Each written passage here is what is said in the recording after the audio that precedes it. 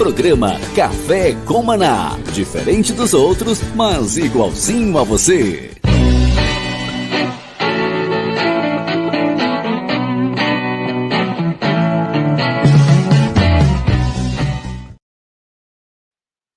Shalom, graça e paz a todos. Obrigado por você estar aqui com a gente na Rádio Sara Brasil FM, a rádio que é pura unção de Deus. Programa Café com Maná, o programa que vem do céu, vem do coração de Deus para o nosso todos os dias.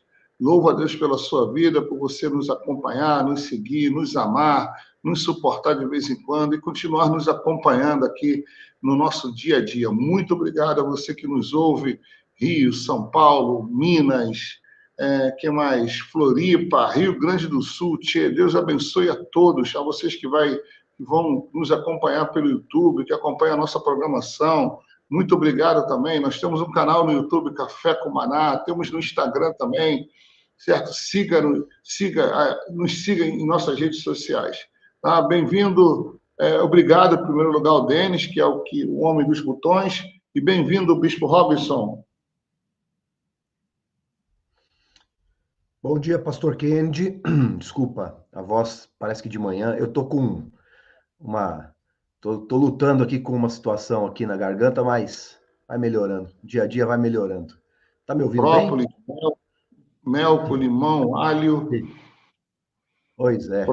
Própolis, né? Comprar, meu. Uma tosse, não sei se é esse clima seco, né? Aqui em São Paulo é um clima seco e a qualidade do ar não tá muito boa, não. Então, assim, é uma batalha. Mas, bom dia a todos os nossos ouvintes, né, Brasil, todos os que nos acompanham, que Deus abençoe poderosamente. Bom dia, Bispo João, Denis, e sextou, né? Hoje é sexta-feira. Que Deus abençoe a todos. Amém. Shalom, Bispo John, bem-vindo. Bom dia, eu tô aqui com a... Como é que fala? Com a chuva muito forte, não sei se está chegando aí o barulho. Não. Tá tranquilo. Aqui em Florianópolis, não. Que bom, viu? Porque tá difícil até de ouvir vocês. A voz do Robson é mais baixa, viu, Robson? Pois é, por alguma razão, teu áudio é mais baixo. Inclusive no rádio eu percebi isso. Eu vou ter que resolver isso. É o meu computador, de alguma deficiência no meu computador. Não sei se é o... Estamos a 3 horas de distância e aqui não está chovendo, ainda bem, viu? 3 horas de Porto Alegre.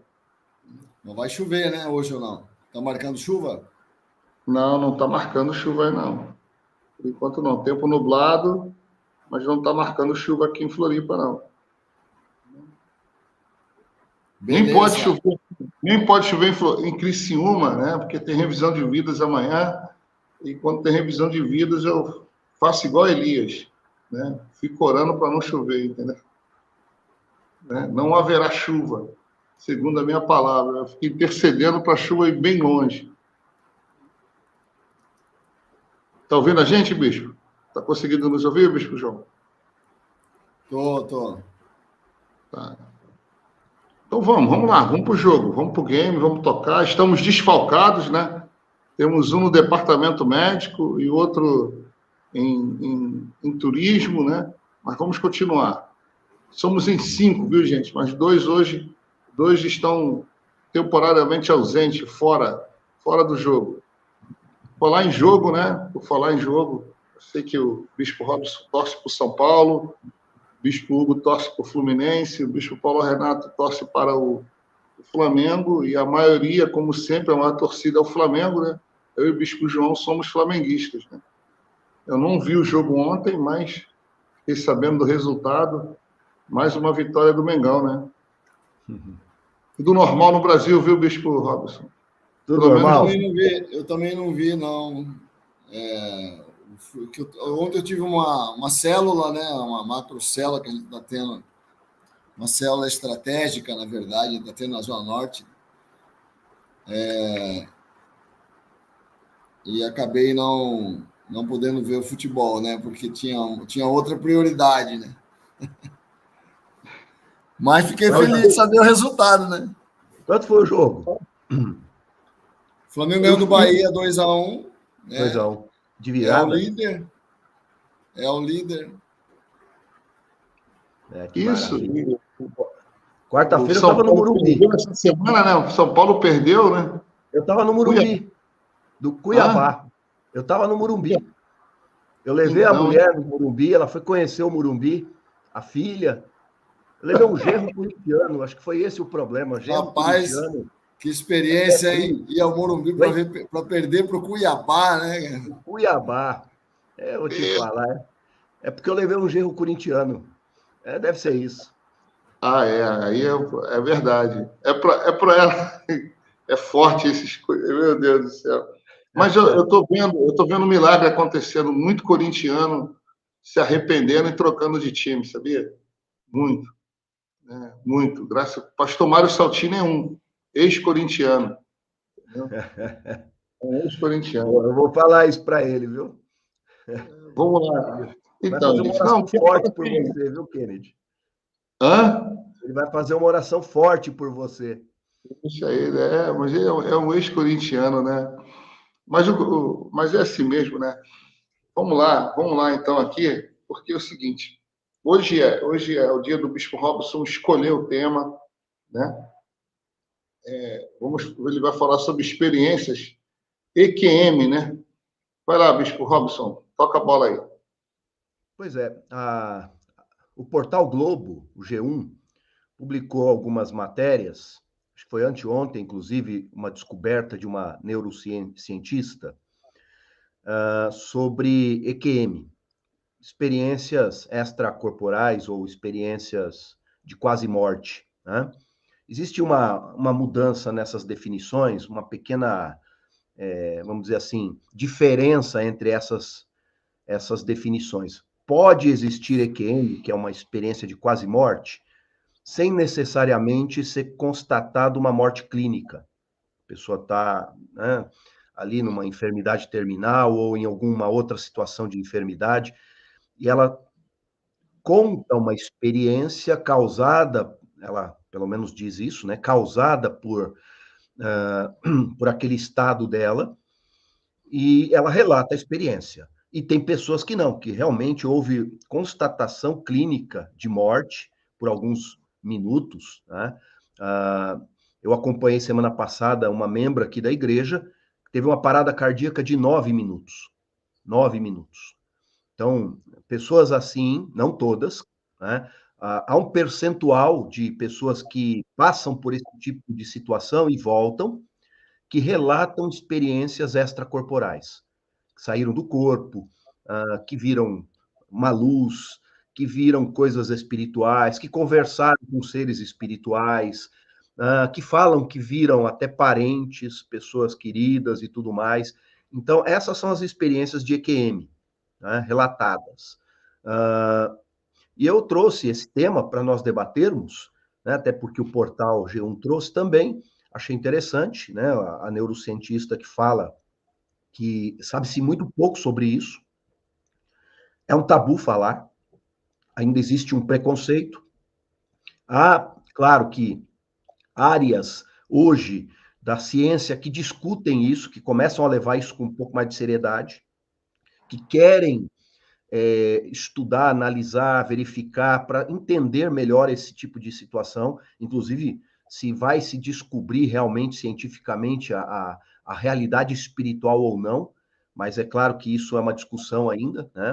Uma discussão, não existe comprovações ainda claras, mas eu trouxe isso para vermos, né? Então, o que diz a neurocientista? Ela fala que em ratos foi encontrado uma descarga de... Deixa eu ver aqui qual que é o elemento. Espera um pouquinho só, minutinho só. Serotonina. Uma maciça secreção de serotonina, na medida em que o coração para de bater, né?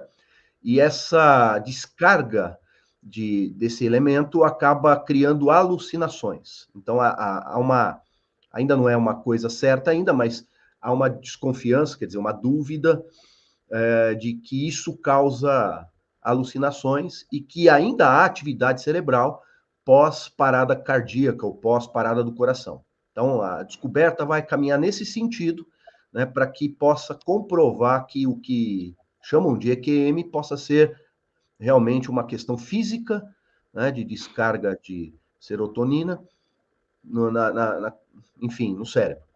Isso é uma linha. Agora, existem outras reportagens, né? Ó, próprio G1 também. Vi meu corpo caído no chão.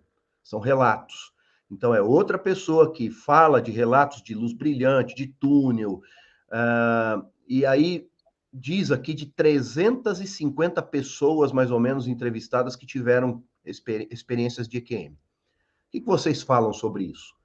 Vocês já tiveram contato com uma pessoa que teve EQM? Eu nunca tive contato com uma pessoa que teve esse tipo de experiência, né? Nunca tive a oportunidade de conhecer ninguém que narre nesses termos, né? O Kennedy teve uma experiência assim, ele pode contar depois. O Kennedy, quando teve o Kennedy é a única pessoa que eu conheço que teve uma experiência de quase morte, né? Quando ele sofreu um acidente gravíssimo, né? Eu lembro que o Kennedy já era praticamente dado como morto, né? Toda a igreja orou por ele. Depois ele pode narrar um pouco, né? Mas eu conheço também uma narração, né? Algumas narrações. Né? Eu conheço um caso de um professor, isso nos Estados Unidos, eu li isso, um professor de arte, isso já há muitos anos, de uma universidade americana.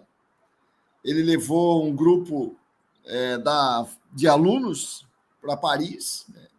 Para fazer lá um tour, né, de arte, né, em Paris. E ele conta que quando ele estava no hotel, ele e a esposa dele, ele teve uma crise muito forte, uma dor muito aguda no abdômen, né?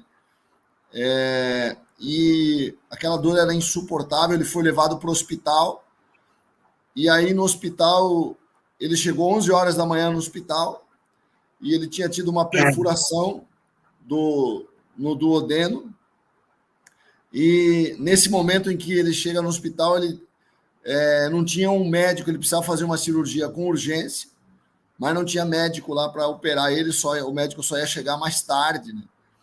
E aí, nesse momento de espera do médico, ele perde a consciência e tem essa experiência em que ele se vê, ele sai do corpo dele, vê a mulher dele chorando, e ele, ao mesmo tempo, vê pessoas que chamam ele, aí ele estranha aquela situação e começa a seguir aquelas pessoas, ele achando que aquelas pessoas iam levar ele para o médico, e ele achou estranho, porque ao mesmo tempo ele via o corpo dele deitado e ele seguindo aquelas pessoas. E aí, na medida em que ele ia andando com aquelas pessoas começavam a ficar cada vez mais estranhas, mais hostis, né? Aí ele se recusou a seguir, né? Não, peraí, eu não vou mais. Onde é que vocês estão me levando? Aí aqueles seres começaram a bater nele. Ele começou a torturar ele. Ele começou a entrar em sofrimento, né? E começaram a xingar ele. E aí ele ouvia assim uma voz, né? Ora, busca a Deus, ora para Jesus. E ele fala, é interessante, eu vi uma vez eu vi ele falando que ele começou a ter a sensação de que ele estava sendo levado para o inferno e que ele merecia estar lá. Ele tinha a sensação de merecer. Não, eu estou onde eu mereço estar. Nesse momento ele clama a Deus. Né? Nesse momento ele clama a Deus. Ele fala que ele se lembra, né, ele era ateu, mas quando criança ele foi levado à igreja. Ele tenta trazer isso à memória, começa a clamar a Deus, e aí ele se sente sendo resgatado, né, por Deus naquela experiência, e aí ele conta, né, várias coisas sobre essa experiência que ele tem com Deus. Então, eu achei muito interessante esse relato, eu levei um pouco a sério, né, esse relato. É impossível você saber a dimensão, porque esse cara, ele muda completamente. Essa experiência faz com que ele mude a vida dele. Ele deixa de ser ateu, se converte e se transforma num pastor. Quer dizer, você não vai dizer que um cara que teve uma mudança nessa dimensão, nessa magnitude, teve uma experiência qualquer, porque foi uma mudança tremenda, né? O cara era ateu, professor de arte, e se converte num pastor após uma experiência de quase morte, né? Então, a gente até hoje, né, existem muitas, como o Robson falou, existem muitas teorias, né? Umas que dizem que é uma experiência cerebral, é uma questão puramente química. Explicação sempre tem para tudo, né? Eu estava vindo hoje para cá, eu estava pensando, se uma pessoa, eu estava ouvindo a Bíblia, né? Eu tenho o hábito de ouvir a Bíblia no carro, estava ouvindo a experiência daquele pai, né, que tinha o filho endemoniado, e quando Jesus desce da experiência do Monte da Transfiguração, ele encontra aquela multidão, os discípulos tentando expulsar o demônio e não conseguem, o pai vem pedir para Jesus para expulsar, né?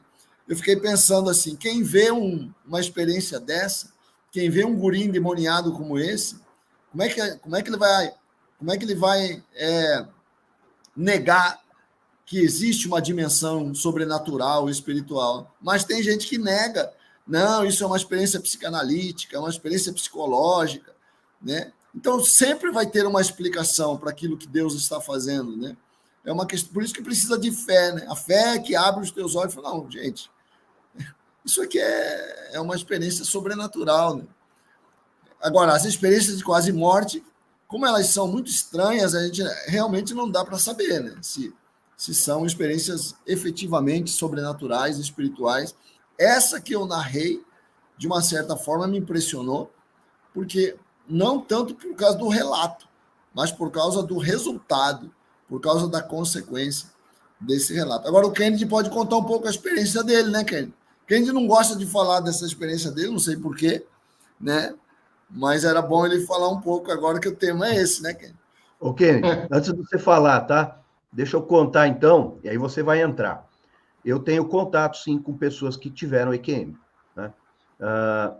Agora, recentemente, uma membra de uma das nossas igrejas, só que não teve constatação de morte. Ela disse que ela estava no hospital, muito, muito mal mesmo. Eu nem sei dizer para vocês qual era o quadro clínico dela, mas eu sei que era algo grave.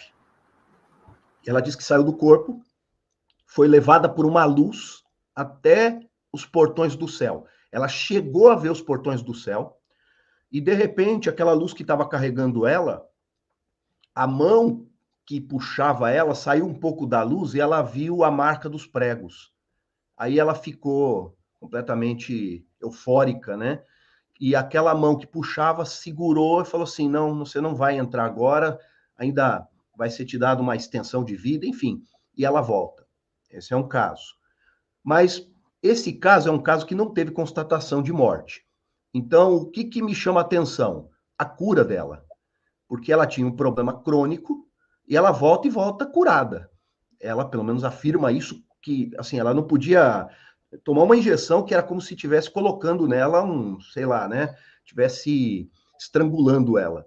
E ela disse que depois, os procedimentos que foram feitos, ela já não sentia mais dor, ela estava bem, e ela está bem até agora, com respeito ao problema dela. Isso faz 2 semanas.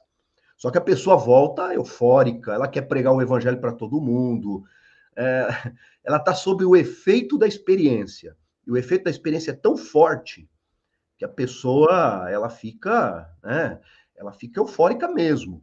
Interessante, esse é um ponto, impacta demais, né? E todos ao redor dela. Esse é um ponto. E tem outros 2, viu, Kennedy? Você que teve experiência. Eu tenho um membro, ex-membro, porque não está mais na igreja, morreu, literalmente, num acidente de caminhão. Ele disse que saiu do corpo, ficou em cima do baú do caminhão quando sofreu o acidente, e também ouviu uma voz que dizia que não era o tempo dele ainda. Eu não sei explicar o quadro clínico dele, eu sei que foi socorrido, ambulância, aquela coisa toda, e depois no hospital ele volta. E ele volta com dom impressionante. Ele tem aquele dom de visão aberta. Esse é um caso. O outro caso é uma membra, ex-membra também, que teve, acho que foi uma parada cardíaca. Ela estava sendo socorrida no hospital, a filha estava dentro do lugar onde estava socorrendo. Ela fala da dor, ela explica a dor no peito, aquela coisa toda e tal. De repente ela sai do corpo, cessa a dor. Ela fala que é uma mudança de realidade tão grande sair do corpo, porque, imagina, tá sofrendo a dor da parada cardíaca, ou do problema que ela estava enfrentando, e de repente cessa tudo. E ela, de fora, tá vendo todo o procedimento médico, a filha chorando, tudo que está acontecendo. E, de repente, ela volta de novo no corpo. São esses casos, pelo menos esses aqui que eu me lembro, claro, tem relatos também em livros, tem um livro, depois eu vou mencionar ele, que é um livro de um médico americano que ele se dedicou a pesquisar sobre esse assunto. E ele deu um título, Eles Viram o Inferno, Dr. Mauricis, Eles Viram o Inferno. E ele relata diversos casos, tá? Porque normalmente essas experiências, quando você vai procurá-las na internet ou em algum lugar, as pessoas que fazem esse tipo de trabalho gostam de fazer esse trabalho buscando experiências positivas, mas não gostam de contar experiências negativas, como a que o Bispo João colocou. E ele se dedica a pegar tudo. E ele descobre que tem muitas, mas muitas experiências negativas que não são relatadas, e aí não é relatado, às vezes, pelo trauma da própria pessoa, situações que a pessoa não quer abrir, não quer falar, porque foi ruim, né? E ele vai contando essas experiências, vai extraindo essas experiências, e ele mostra que o número de gente que tem esse tipo de experiência é muito grande. Mas vai lá, Kennedy, fala para nós. Nossa, eu não sei porque eu não falo muito disso. O Bispo João me conhece há anos, né? Mais de 20 anos. Eu não exploro essa experiência assim nos púlpitos. Nunca fiz isso. Assim, eu conto, né? Mas eu conto com muito cuidado, até porque é uma experiência muito pessoal, né? Eu tinha 23 anos, tinha acho que uns 6 meses de casado no máximo, morava em São Leopoldo, lá no Rio Grande do Sul, e não, há um ano e meio de casado, foi depois que eu saí do exército que eu pedi baixa, né? E eu tinha que ir a Passo Fundo, né, numa viagem a negócios. Eu tinha uma empresa de congelados e eu saí de madrugada, mas eu trabalhava muito naquela época dentro, tinha uma pequena fábrica, uma pequena produção, então produzia, vendia, entregava, estava no início sonhando com o crescimento da minha empresa e querendo conquistar bens, posses, enfim. E eu fui aconselhado a não ir, né? Eu fui aconselhado a não ir pelo hoje Bispo Ireno, na época ele era pastor Ireno em Porto Alegre. A Célia ligou para ele e falou assim: olha, o Kennedy não tem condições de viajar, ele é muito teimoso, ele trabalha muito, ele acorda cedo, dorme de madrugada. E o Bispo Ireno chamou minha atenção, falou na época assim: Kennedy, você não vai, você não precisa, não, bicho, eu tenho que ir, né? Eu tenho que pagar contas, eu tenho que vender. Foi uma situação bem assim. E eu acordei de madrugada, tomei um café, fiz um café bem forte, entrei no carro e fui. Chegando em Fontoura, numa parte da viagem, eu comecei a ficar com muito sono. Né? E aí, chegando em Fontoura Xavier, eu lembro que era Fontoura Xavier, eu dormi no volante. Eu percebi que eu dormi antes, parei o carro. Eu lembro que eu comprei uma bolacha que eu nunca mais comi, uma bolacha com sabor de morango. Depois desse dia, eu nunca mais comi bolacha sabor de morango. Né? E continuei a viagem. No que eu continuo a viagem, a serra, na descida da serra, eu durmo, o meu carro vai para a contramão e eu entro de frente numa carreta que vinha subindo. Né? Como eu estava do lado direito, fui para o lado esquerdo, né? Quebrou todo o meu lado esquerdo do corpo, desde pé, perna, quase todos os ossos, tíbia, fratura exposta na perna, no fêmur, rótula do joelho quebrada, perna, braço, antebraço, traumatismo craniano, o meu rosto todo foi quebrado. Né? E eu só me lembro de escutar o barulho do acidente e me vejo subindo. subindo, subindo, subindo, e olhando para o alto, e vejo um céu, esse primeiro céu que a gente consegue ver, né? Ultrapassa uma camada, como se fosse a camada da atmosfera para a exosfera, ionosfera, sabe? Eu percebi que eu passei um primeiro céu. Quando eu entro num segundo céu, aí eu já começo a perceber a presença de anjos ao meu lado e eu subindo, subindo. Passo uma outra camada e entro num lugar terceiro céu. E aí já fica tudo dourado, tudo brilhante. E eu tinha certeza que estava entrando no céu, tenho essa certeza, de que não iria voltar, né? Só que vem muitas lembranças. Você lembra de muitos fatos naquela fração de... Para mim, era uma fração de segundos, tá? Segundo as pessoas que estavam no local, no acidente ali, para eles foram cerca de 20, 30 minutos. Há uma diferença do tempo, né? Para quem está indo e para quem está aqui na Terra. Eles falaram que foi muito tempo que eu fiquei dentro do carro, né, morto para eles. Tanto que 2 médicos assistiram ao acidente, esses 2 médicos saíram do carro, chamaram a ambulância, prestaram socorro e foram embora, porque, segundo eles, eu vinha a óbito. Então, houveram 2 testemunhas, não, 2 testemunhas, que inclusive eram médicos, né?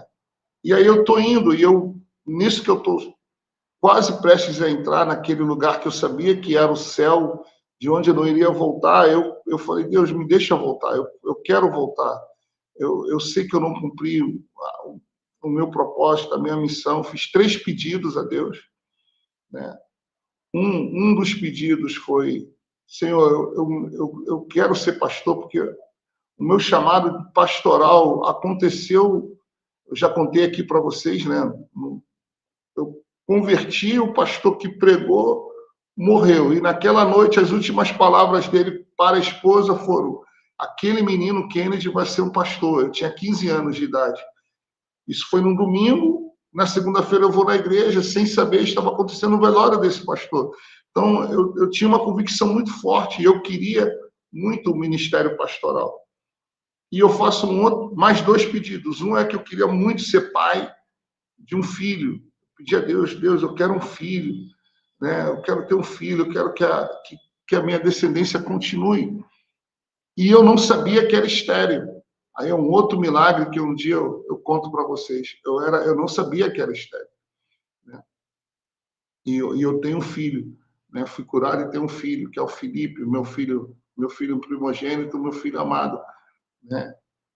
E o terceiro pedido ainda não aconteceu, mas um dia espero contar para vocês. Esse eu não conto ainda para ninguém, entendeu? Eu acho que eu só contei para o Bispo João, só, e para a Célia, acho que só para eles, para mais ninguém, né? Mas esse terceiro, acho que ele não lembra, mas não aconteceu ainda. E aí, para mim, foi como se a mão de Deus, eu subindo aqui, a mão de Deus me empurrasse para dentro do corpo. E eu lembro bem que estava caído no carro com a cabeça em cima do volante, assim, cabeça baixa. Eu me levanto. De repente eu levanto, jogo o corpo para trás. Tinha um soldado ali, bombeiro ali, ele ficou assustado, apavorado, e ele começou a me bater. Não tinha mais vidro, né? Ele começou a me bater, nervoso. Aí eu falei para ele assim: para de me bater, fica calmo, eu vou ficar bem. E ele começou a gritar por socorro, né? E aí as pessoas saíram de perto, ficaram assustadas, porque eu estava ali, segundo elas, há mais de 20 minutos, e de repente eu me levanto, né? E aí veio o socorro, os ferros da porta estavam na minha perna, né? Eu lembro que aí fui voltando à consciência. A primeira coisa que eu fiz foi mexer os dedos dos pés. Eu falei assim, então ainda estou com as minhas pernas, ainda estou com as minhas mãos, né? E aí me levaram para o hospital. Eu lembro aí um fato interessante, quando eu chego no hospital, eu escuto o médico falar assim: puxa vida, bem na hora do meu almoço, esse aí já não era para estar morto? Eu escuto ele falar isso, né? Tipo assim, perto do meio-dia, e entro numa sala. Quando dá 4, 5 horas da tarde, eu acordo assim, dopado, sedado, né? Escuto a voz da Célia longe, gritando, discutindo com alguém, né? E ela falando, ele não vai morrer, ele não vai morrer. Aí o médico vem até mim, ele discutindo com ela, e o médico falou assim, senhora, né, chamando ela assim, moça, né, ela é bem jovem, falou, ele já era para ele estar morto, entendeu? Ele está numa sobrevida, ele vai morrer, eu tenho certeza que ele vai morrer, né? E o interessante, eles já tinham chamado as funerárias, e a Célia disse que eles estavam disputando, né? Chegaram, a primeira coisa que ela chegou no hospital, ela começou a receber panfletos de funerários, eu faço o melhor preço, eu faço o melhor preço, olha aqui, calma, foi bem assim, né? E ela começou a repreender, e ela começou a gritar, eu quero ver meu marido, eu quero ver meu marido, aí ela pega o óleo, entra aonde eu estava, me unge, ora. Eu só lembro de eu falar para ela assim, Célia, eu tenho certeza que eu não vou morrer. E aí, quando eu acordo, eu estou dentro de um carro da funerária, ela ao meu lado, mas esse carro da funerária estava me levando para o hospital em Porto Alegre, aquele hospital que tem na CIS Brasil aí, o João, que eu esqueci o nome dele, né? Um hospital bem grande, especialista em traumas, né? E porque eu não tinha ambulância para me tirar daquele lugar e me levar para um hospital, aí ela me leva ali dentro de um carro, eu chego nesse hospital em Porto Alegre, né? 3 dias depois, eu todo quebrado, né? Todo quebrado literalmente mesmo, né? E a igreja orou muito. Eu sempre tenho que ligar isso à oração, gente, né? Porque eu creio que o que me manteve vivo foi a oração da igreja. A igreja ela orou muito por mim, pessoas que eu não conheço, pessoas de outros estados, de outros lugares, as pessoas que me conheciam, né, intercederam, e eu sentia lá o poder da oração. Ela só me falava assim, a Célia, quando eu visitava, falava, Ken, eles estão orando muito por você. Estão orando muito por você. Aí, 3 dias depois, eu comecei a entrar em coma cerebral. Por quê? Eu tive um traumatismo craniano. E esse exame não foi no carro de funerária para o hospital. Não foi junto. Então, eles cuidaram das fraturas expostas. E, na verdade, aí eu comecei a entrar em coma. Aí foi um outro milagre também ali de salvação, de cura, porque, graças a Deus, naquele momento, minha sogra estava ali e a mãe da Célia trabalhando em hospitais. E a minha visão começou a ficar dupla. Eu comecei a ver tudo duplicado, né? Aí ela falou, e a minha sogra é uma mulher muito simples, ela falou que eu falei para ela, falei, Natalina, eu estou vendo tudo duplo, minha cabeça está doendo muito, parece que está inchando, vai explodir. Aí ela abriu os meus olhos, ela falou assim, você está entrando em coma, né? Aí a mãe da Célia correu na enfermeira, chama o neuro, a neura, não, que isso? Como é que a senhora sabe disso? Ela falou, ela está entrando em coma. E a mãe da Célia é pantaneira, daquela pantaneira literal mesmo, né? Eu lembro dela pegar a faca e botar na garganta da enfermeira e falar assim, eu te dou 5 minutos pro neuro estar aqui. Literalmente ela fez isso, tá, gente? Porque eu sei que ele pode morrer, ele está entrando em coma. Aí a outra enfermeira, a técnica de enfermagem, ligou e chegou um médico correndo e falou assim, a senhora é médica? Ela falou, não sou médica, não. Ele está entrando em coma, sim. E aí eu lembro do médico brigar com as enfermeiras, falou, como é que essa senhora sabe e vocês não sabem? Né? Resumindo, ali Deus usou a vida da minha sogra para me salvar, né? Mais uma vez ali da morte. E, enfim, daí para lá eu fiquei com a sequela física no joelho, porque a rótula do meu joelho foi retirada literalmente para caber no caixão. O médico sacou a rótula, porque o meu joelho ficou desse tamanho. Ele ficou do tamanho de uma melancia. Sabe aqueles irmãos assim, que falam aquelas coisas nas horas impróprias, né? Eu não via o meu joelho, eles taparam, né? Até que chegou um irmão, Marcão, ele chegou para me visitar e falou assim, negão, Meu Deus, teu joelho tá uma melancia, rapaz. Sabe, eu lembro daquela aí, eu não vi o meu joelho, eu não conseguia me mexer. Eu falei, como assim? Cara, o que aconteceu com o teu joelho? Tá desse tamanho, Kennedy. Tu não tá vendo? Eu falei, não posso ver. Aí eu lembro que veio uma enfermeira e tirou ele do quarto. Eu falei, isso não se fala, né? E aí eu fiquei, minha perna, porque havia perigo de amputar a perna, enfim, sabe? E aí eu fiquei... por que eu falo que eu sou príncipe, né? Porque eu acho que eu lutei com Deus para viver e deixar de ser um Jacó para ser um Israel, entendeu? Mas vocês estavam falando aí, eu estava aqui lembrando, meditando, né? Talvez para muitos que tenham passado por essa experiência como eu, a gente fica se perguntando, por exemplo, por que não eu? Né? Por ser pastor, eu faço muitos velórios, interessante. Faço velórios de pessoas que eu nunca vi, faço casamento de pessoas que eu não conheço, né? Também, né? Muitos, inclusive, vou realizar um casamento mês que vem de uma menina na cidade que precisava de um pastor para fazer o casamento dela. Eu vou fazer.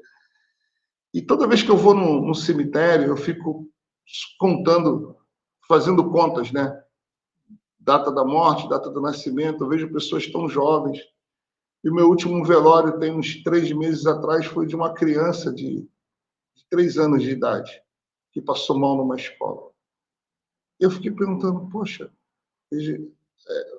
tem velórios assim que são inesquecíveis para mim, né? De pessoas que eu amava muito, muito próximas. E eu fico me perguntando, eu acho que essas pessoas também se perguntam, poxa Deus, eu continuo aqui, né? Eu continuo aqui, entendeu? E pessoas... A Lisiane está dizendo aqui que o hospital é o Cristo Redentor, é esse mesmo? Cristo Redentor.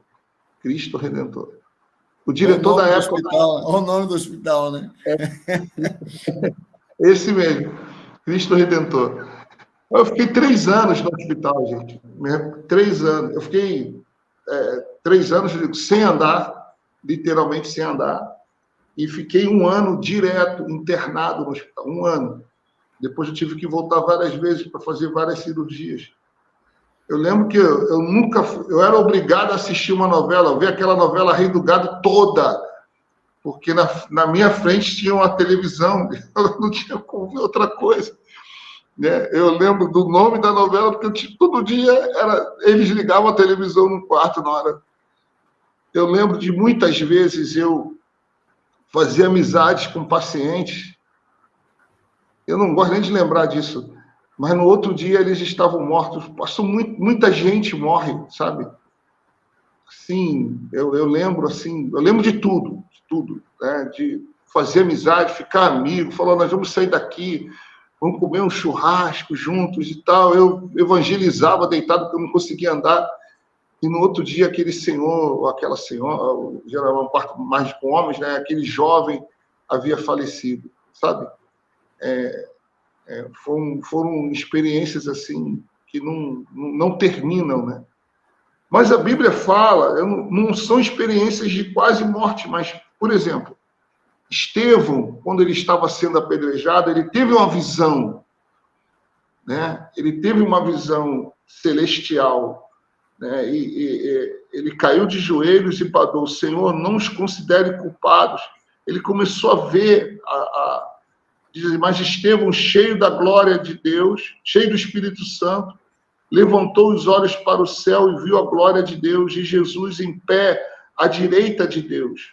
E disse, vejo os céus abertos e o Filho do Homem em pé à direita de Deus. Eles taparam os ouvidos e, dando fortes gritos, lançaram-se todos juntos contra ele, arrastaram para fora da cidade, começaram a apedrejá-lo, né?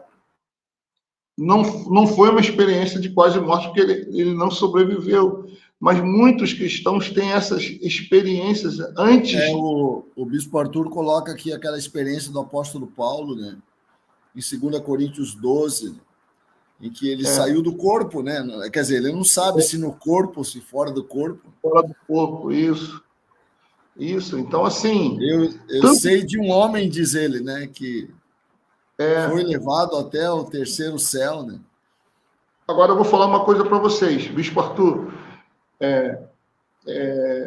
Para mim, eu não tenho mais medo da morte, sabia? É uma convicção tão certa de que eu tenho tanta certeza da minha salvação que eu não tenho receio da morte, nem de como será a morte. Entendeu? Nem de como será a morte, porque aqui em Jesus, os principais amigos, discípulos de Jesus, morreram de mortes trágicas. Então, eu entendo, meu modo de pensar, que para Deus é indiferente como eu vou morrer. O que é importante para ele é onde eu vou continuar vivendo, né? Porque a Bíblia fala que preciosa é a morte dos seus santos aos olhos do Senhor. Esse é o ponto, viu, Kennedy? O livro que eu mencionei, Eu Vi o Inferno, que é o Dr. Maurices que escreve, ele vai pegar relatos. E ele diz assim, relatos positivos, as pessoas não têm mais medo da morte. Diz que é tão lindo, tão bonito o que viram, que não tem medo. Mas relatos negativos, o desespero com respeito à morte é tão grande, né, que, assim, é o inverso do que você está colocando, para ver o impacto do que está do outro lado, como isso mexe com as pessoas.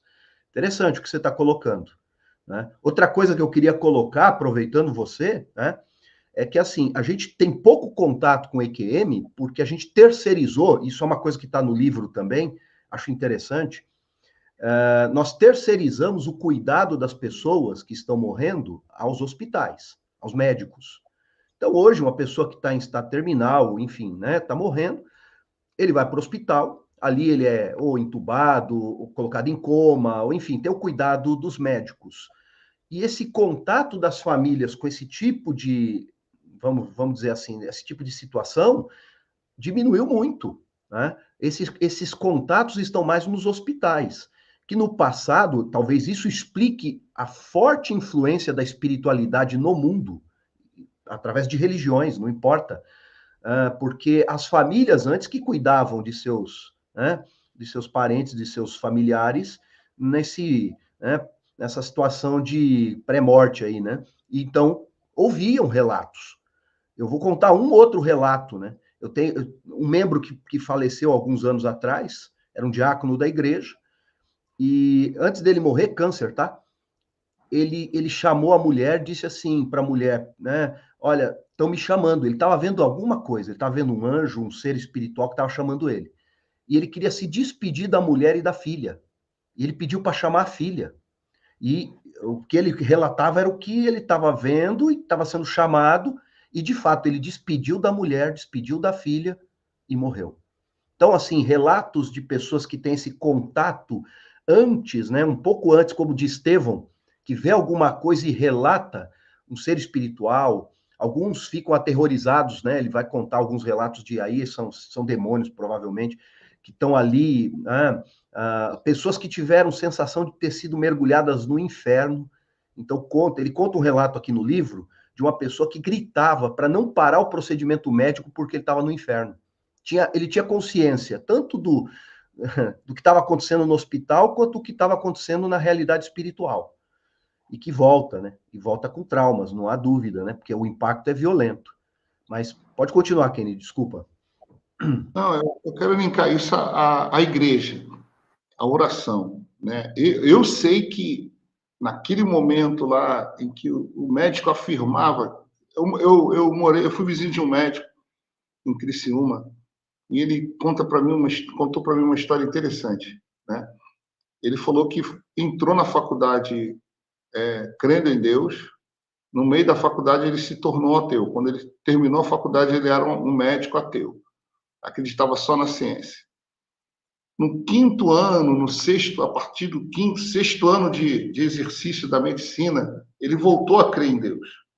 Eu falei, como assim? Me explica.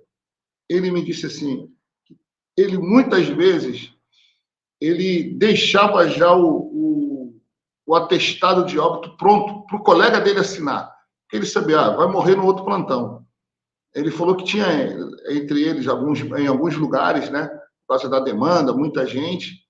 E aí ele passava o plantão e falava para o colega dele, falava, o número tal ali vai morrer, tá? Acho que em 3 horas está morto e tal, pode preparar, já deixei tudo pronto aí, é só você assinar. Assim, falou que é muito natural a morte para o médico, né? Só que ele começou a perceber que quando ele saía pela recepção do hospital, se ele visse um tipo de pessoa ali, ele começou a perceber que quando ele chegava no dia seguinte, aquela pessoa que ele tinha certeza que ia morrer não estava morta. Estava bem. Algumas vezes muito bem.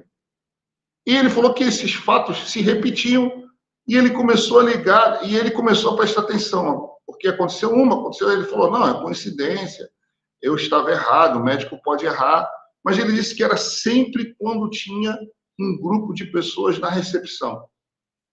E aí ele começou a perceber quem era esse grupo, quem eram essas pessoas. Aí ele começou a ver que eram crentes que estavam no hospital, ali na recepção do hospital, próximo, orando, né? Orando.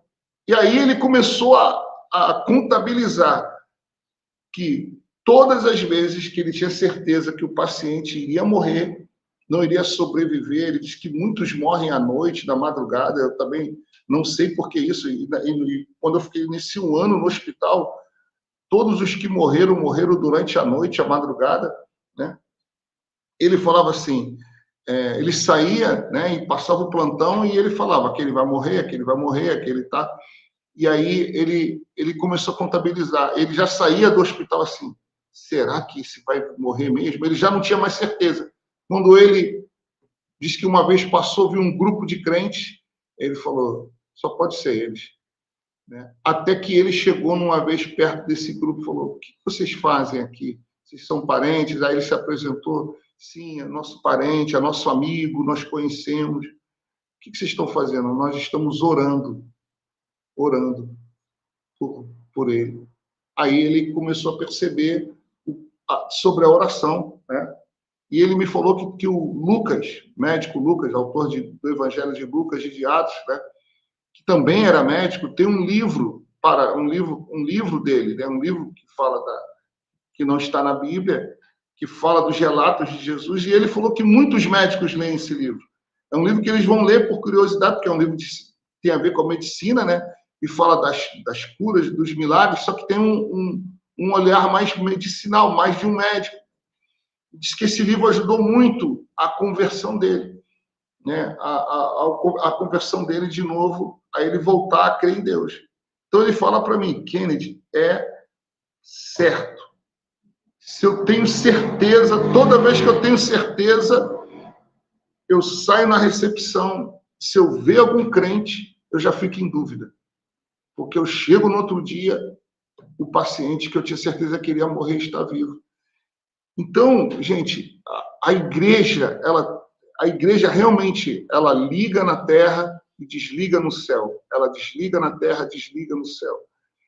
Né? Eu sou fruto desse... Eu creio mesmo que eu estou vivo por causa da oração da minha esposa e da igreja. Eu sei que é isso. Eu devo isso à igreja, eu devo isso à minha esposa. Eu devo isso. Eu sei que é isso. Quando a igreja ora, gente, uma igreja que ora, você orar por uma pessoa é tão poderoso, é que a gente não tem essa dimensão clara, né? Mas eu tenho, sabe? Nós Quando tivemos uma experiência agora, Kennedy, 2 semanas atrás. Eu fui para o hospital, a mulher, membro da igreja, estava na UTI, e os médicos chamaram o marido para despedir. Ela teve essa parada cardíaca que eu contei no começo do programa, de 9 minutos, e teve outras. E ela fez uma cirurgia, né, no coração, ponte safena e tal, e eles tiveram que massagear ela para voltá-la, 9 minutos, né, num coração operado, né, recém-operado. Enfim, o médico, eu conversei com o médico, junto do marido, estava na UTI, né, fomos orar por ela. E o médico, ele falou, olha, chama a mãe, vem se despedir. Ele queria confortar o marido, dizendo o seguinte, tudo que a medicina podia fazer está feito. E eles não tinham esperança não, tá? Tanto é verdade que, assim, do jeito que ele colocou para nós ali, e eu fui orar por ela na UTI. Nós oramos, eu e minha esposa, e foi uma coisa tão impressionante, porque pós a oração, ainda estava conversando com o médico, de frente à sala onde estava a menina, os médicos começaram a correr para dentro da sala. Estavam fazendo algum procedimento, eu não sabia o que era, né? O médico também não quis me falar nada, e depois nós fomos embora. No dia seguinte, a mulher estava sentada conversando. E é tão impressionante, ela ainda está lá, tá? Ela ainda está no hospital, a gente está em contato com ela por telefone e tal, alguns membros vão visitá-la, os médicos estão impressionados. Inclusive, ela falou que vai vir dar o testemunho na igreja, e os médicos falaram que vão vir junto. Porque foi um negócio assim, sabe quando toda a equipe tira foto com a paciente e mandam para a gente? Porque eles não tinham esperança, foi a oração. Nós entramos em aquela coisa de relógio de oração e tal, e eu fui lá ungir. Então, o poder da oração nesses momentos, é extraordinário. Quer dizer, Deus faz milagres, né? Deus faz milagres. E está fazendo hoje. Nós tivemos um caso aqui de um rapaz que estava com certa a confirmação de uma doença cancerígena que ia, assim, ser fatal, cara. Nós oramos, sabe, nessa célula estratégica, o nome dele é Felipe, nós oramos. Cara, ele já esperando um resultado negativo, sabendo que não tinha como, o médico falando, não tem como. Cara, a gente orou, aí veio o resultado, não era câncer, sabe? Foi um alívio, assim, mas nós temos certeza que foi uma intervenção de Deus. E nós temos que ter essa fé que Deus intervém, cara. Nós temos que recuperar isso na igreja. A oração não é feita em vão. Eu e a Jussara temos vindo aqui orar de manhã, de quarta a sábado. Às vezes não vem ninguém, mas a gente faz questão de vir aqui orar só nós dois, sabe? Porque nós temos visto esse poder, nós temos visto essa resposta. O Deus que fez milagre, né?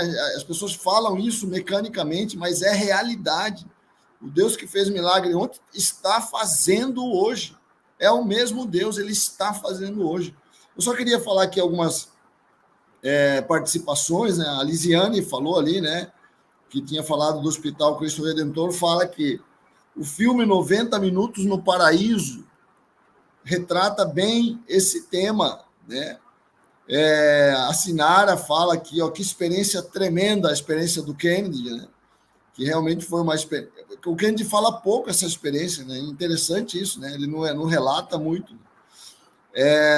A Elis, aqui da nossa igreja, diz assim: minha irmã trabalhou muitos anos como enfermeira em UTI e contam muitas situações que ocorrem antes da morte, inclusive de pessoas morrendo após os familiares se despedirem e dizerem que podiam ir, quer dizer, elas sabem que elas estão partindo, né? E vão com uma certa paz, né? Com uma certa consciência de que estão indo para Deus. Então, a morte não é o fim, né? A morte não é desespero. Claro que você vai chorar, vai sentir, né? Porque a pessoa está partindo, né? Se uma pessoa vai... Eu tenho uma mãe aqui que tem um filho, foi para a Austrália, a Marli, né? Que o menino... Ela já chorou um monte, né? Porque o filho foi para a Austrália, né? E vai ficar sem ver o filho por muitos anos, só através de mecanismos eletrônicos, mas ainda vai continuar vendo, mas ainda assim esse distanciamento dói. Imagina quando uma partida como a morte, né? Mas ainda que a gente tenha essa consciência, né? Essa tristeza de não ter mais a presença da pessoa, né? Esse corte, né, no coração, a gente tem essa certeza também de que apenas é temporário, é provisório, nós vamos nos ver de novo vivos, né? A esperança da ressurreição tem que ser restaurada. E eu tenho falado também, já está no fim, né? Eu tenho falado também que nós temos que pregar o evangelho, porque algumas pessoas, é importante falar isso, Robson, algumas pessoas estão indo para o inferno. Sim. Né? E nós não pregamos mais porque achamos que ninguém vai para o inferno, né? Mas essa experiência que você mostra, e a experiência que eu falei aqui daquele pastor, do sujeito que se converteu, mostra que alguns estão indo para o inferno, né? E é terrível, é tenebroso, e nós temos que pregar o evangelho para que haja salvação, né? Sem dúvida nenhuma, é real, essa é a questão, é real. Nessas experiências de EQM, eu trouxe o assunto porque, você vê, a própria medicina está atrás de entender melhor isso. Não, é uma questão química, não é, porque até já fizeram experiências de pessoas que saíram do corpo, escreveram, por exemplo, alguma coisa lá pega o prédio do hospital, lá em cima, na parte, como chama isso? No terraço do prédio, uma placa. E aí fala assim, você, quando saiu do corpo, você foi até lá, aquele local? Fui. O que tem lá? Ah, tem uma placa escrito isso. Uma pessoa que tem só uma reação química não vai ter esse tipo de informação, né? Informações, detalhes da saída do corpo, do ambiente, do lugar, do prédio, da estrutura, é real. E aí que está, né? O que Jesus fez é real. Nós precisamos falar assim abertamente para todos ouvirem. Gente, o tema Um grande abraço, Denis. Acabou o nosso tempo. Deus abençoe. Seguimos no YouTube. Seguimos no YouTube. Um abraço a todos da rádio. Programa Café com Maná. Diferente dos outros, mas igualzinho a você. É isso aí, gente. Voltamos. Então, são experiências muito importantes. E eu estava falando exatamente isso, cara. Que as pessoas não têm noção, né? Por que a gente não prega mais o evangelho? Por que a gente não tem mais aquele fervor evangelístico? Porque a gente acha que o cara vir para a igreja é só o cara vir para melhorar de vida, para melhorar o casamento, né? Para prosperar. Não é isso, né? É muito mais do que isso. É salvar a alma da pessoa da condenação eterna. Para que pregar o evangelho se não vai ter condenação, se não vai ter juízo? Para melhorar de vida, o cara pode fazer um curso de coach, né? Ele pode melhorar o casamento, ele pode melhorar, aprender a administrar suas finanças, não precisa vir para o evangelho, né? Agora, para salvar a alma, não tem coach que salva a tua alma. Não tem coach que pode estender a mão para te salvar, né? Ô, Bispo João, olha a influência do programa, né? Eu usei o nosso programa para pregar sobre o inferno, né? E o céu também, um pequeno vislumbre, né? Eu usei aquele programa que nós fizemos, que você mencionou, né? Sobre aquela pregação, né? Sobre, pecadores nas mãos de um Deus irado. Foi maravilhoso, porque, assim, na nossa igreja tinha uma menina que se dizia que ela era ateu, né? Então, assim, ela estava namorando, tem um menino lá, o menino insistindo muito para que ela conhecesse a Cristo, aí, por causa do menino, ela vai à igreja, mas, né, depois dessa mensagem, e, claro, algumas outras situações que ocorreram, que ela conta o testemunho, ela foi por revisão agora, ela se converteu. Mas naquele dia que eu preguei aquela mensagem, ela foi almoçar, porque foi acho que de manhã que ela ouviu a mensagem, ela foi almoçar com o namorado e entregou a vida dela no restaurante. Então, essas coisas precisam ser faladas abertamente, assim, de coração, claro. Né? Aquela mensagem, pecadores nas mãos de um Deus irado, é uma mensagem muito forte, né? Eu ouvi ela todinha, depois que a gente falou aqui no programa, eu mencionei o programa, o que foi dito, né? E fui ouvir a mensagem, porque vale muito a pena ouvir a mensagem, né? A original, né? Hoje tem no YouTube pessoas que replicam essa mensagem na íntegra. Fantástico. Meu Deus, gente. Sem áudio, beijo. É isso aí, então. Um grande abraço para vocês aí. Deus abençoe. Um bom final de semana. Domingo é dia de culto. Não vamos faltar, né? Aqui, cara, quando chove, dá uma queda, assim. Não entendo, não consigo entender a dificuldade que as pessoas têm.